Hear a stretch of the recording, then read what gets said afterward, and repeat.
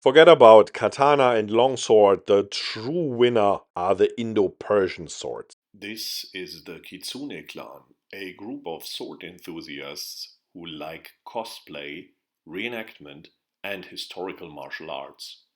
If you have similar interests, feel welcomed. There's a long-standing discussion whether the European longsword or the Japanese katana is the superior sword. Sometimes the rapier is mentioned, sometimes the European saber is mentioned in this aspect, but somehow nobody's talking about Indo-Persian swords such as the Talwar. And we will argue here why a lot of Indo-Persian swords are probably much better and therefore superior to the European longsword and the katana. A lot of people complain about the Talwar, and I have been complaining about the Talwar as well, with this strange pommel with the disc at the bottom. This made no sense for me for quite some time until I started to use the Talwar more similar to a European messer, and I was holding it in thumbhold, so with the blade not facing forwards but inwards. And then we can see that a lot of the cool cuts we know from European swords can be well performed or sometimes even better performed with this Indian weapon. Also, I think this disc has a severe function. I think it protects our hand when we are drawing the weapon or when we are holding it in Wacht position or similar position. So I think this handle is very well designed. Also, if you have not seen it, we have made some videos about swords as they have been depicted in the Talhofer books, where he had the idea that you could have additional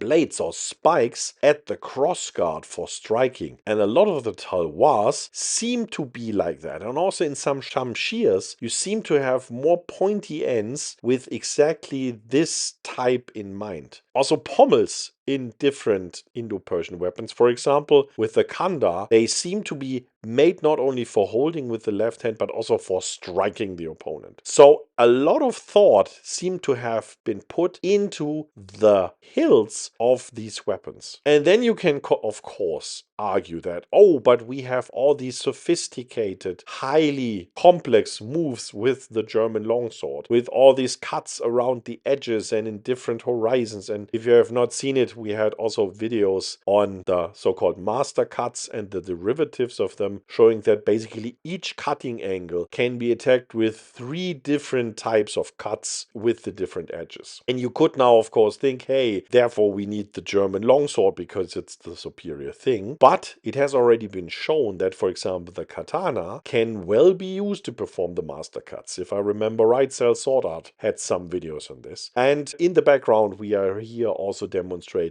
that with the Talwar or the Kanda or the Shamshir, you could also do these type of special cuts and combine them. And yes, the German longsword has the advantage that you have 2 edges and so you can cut with both sides. And with the strongly curved Talwar, for example, you cannot easily do that. But if you check in detail, we usually have a false edge, and the strong curvature in fact means we can strike with the tip if we use some of the cuts, because then we can even use more penetration power. If you have not seen it, I had a video on the advantages of the thumbhold with curved blades. There you can have a look. I link it in the description box, that you can have real strong penetration with curved blades if you're holding them in thumbhold and then using master cut type moves. So why is everything so much focused on katana and German longsword? I think that's a pop culture aspect. And definitely, if we look into the Indo-Persian realm, they had quite a lot of variants concerning blade shapes. They had quite some variants concerning hilt shapes, and basically everything was over some time combined with everything, resulting in a hell lot of different types of swords, and they seem to have been specialized for specific purposes. Extreme cases are then, of course,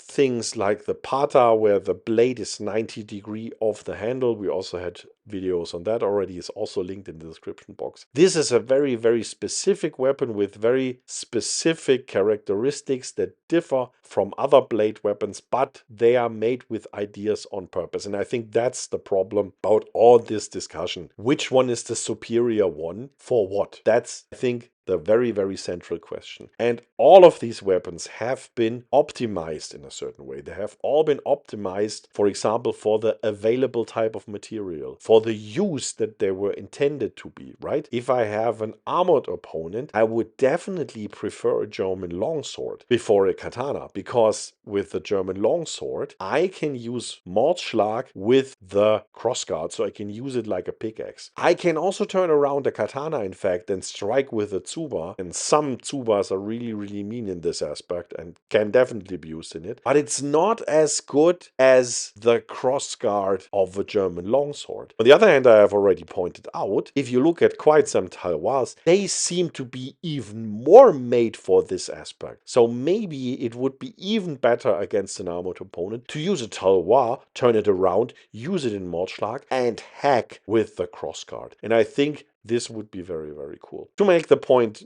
clear again, I don't think that Indo-Persian weapons are superior to the German longsword or to the katana, but I think they have been made with a very clear idea in mind for a very specific purpose, and they may be superior in these specific aspects. There have been experiments, I think, by Versatility, where they compared, for example, the fast drawing capabilities, and if I remember right, for example, the shamshir was even better to draw than the katana, so even faster. Meaning, when it comes down to this specific aspect, we could probably say the shamshir is superior to the katana. But then there are other aspects where the katana will probably be more effective than the shamshir, and these will have played a role in Japan. Because of course we have cultural aspects that shape specific ideas about swords, but there has been experimentation all over the world. They came up with very strange weapons in some cases for very, very distinct problems, and as has been pointed out by a lot of people, we often see parallels. So it's very similar here to what we see in biological evolution, where we see so-called convergence, that the same type of form has evolved independently. We see that also in a cultural aspect, and that should not be surprising. It's sometimes tricky to distinguish between true convergent events when it comes to culture or exchange, because sometimes we just don't know about certain trait connections or we are not aware of them. So this is sometimes not easy to distinguish, but it is definitely a possibility that the different specific needs lead to similar aspects if we have similar starting conditions. Overall,